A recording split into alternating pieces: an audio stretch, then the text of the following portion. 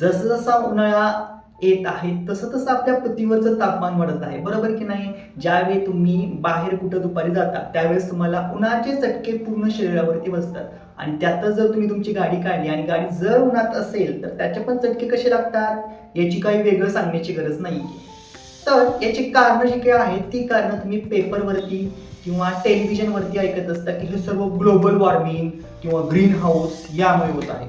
तर बेसिकली हे global warming आणि ग्रीन हाऊस काय असतं त्याबद्दल मी तुम्हाला आजच्या या व्हिडिओमध्ये सांगणार आहे. तर सर्वात पहिल्यांदा आपण डिस्कस करूया की ग्रीन हाऊस इफेक्ट म्हणजे काय असतं. आता नावावरून जर गेला तर ग्रीन म्हणजे हिरवं, हाऊस म्हणजे घर, म्हणजे हिरव्या घराचा काहीतरी परिणाम असा आहे का? नाही. बघा, तुम्हाला माहिती आहे की सूर्यकिरणे हे पृथ्वीवरती येतात, म्हणजेच सनरेज जे असतात किंवा रेडिएशन जे असतात ते रेडिएशन पृथ्वीवरती आले. आता हे पृथ्वी किंवा धरती काय करणार, त्याला अब्झॉर्ब करून घेणार. अब्झॉर्ब करून घेतल्यानंतर काही जी काही किरण किंवा रेडिएशन्स आहेत ती काय होणार, रिफ्लॅक्ट होणार आहेत. आणि रिफ्लॅक्ट झाल्यानंतर ती जर ती स्पेसमध्ये ट्रॅप झाली, आता ट्रॅप म्हणजेच काय, पकडून जर ठेवण्यात आली तर ग्रीन हाऊस इफेक्ट तिथं तुम्हाला जाणवणार आहे. त्याच्यामुळे जे काही टेम्परेचर आहे पृथ्वीचं ते टेम्परेचर काय होणार आहे, वाढणार आहे.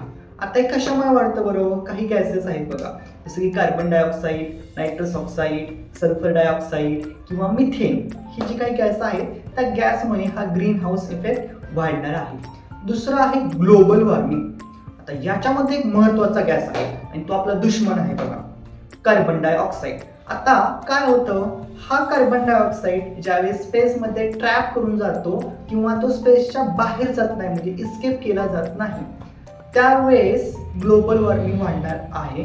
आणि हे ग्लोबल वॉर्मिंग वाढल्यामुळे पृथ्वीचं तापमान काय होणार आहे, ग्रॅज्युअली म्हणजेच हळूहळू वाढणार आहे. आणि पृथ्वीचं तापमान जर हळूहळू वाढलं तर तुम्हाला माहिती आहे की 71% काय आहे पृथ्वीवरती, पाणी आहे आणि 29% काय आहे, जमीन आहे.